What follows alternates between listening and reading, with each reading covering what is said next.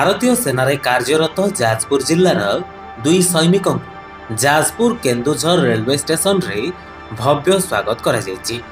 निज जीवन काल रे भारत माता प्रति निजर जीवन उत्सर्ग कर आम मानकु शांति रे निश्वास नेबार सुजोग दैछन्ति एई सैनिक माने। खूब निकटरू ही शत्रुंकु सामना करिबा सह वीरत्वर सह देश पई लढिछन्ति। बयस भाराक्रांत हेबा परे निजे स्वेच्छाकृत अवसर ग्रहण करिछन्ति। तांको आगमन पई ग्रामर अनेक लोक चाहि बसिथिले। निज जन्ममाटी रे पदार्पण करिबा परे निजर परिवार बंधु परिजन और अंचल रे खुशीर लहरी खेली जाइछि।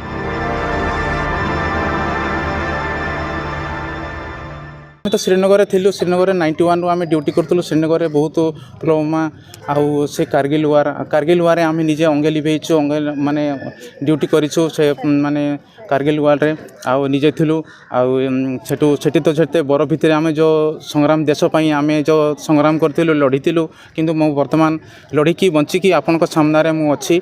2012 ରୁ 2023 पर्यंत पाकिस्तान बॉर्डर ड्यूटी कर नजर तो माने सब बेले आमर निध माने हजि जाए। बॉर्डर ऊपर जिते बंदूक धरी छिड़ा हबू माने आम से आम निद हजि जाए।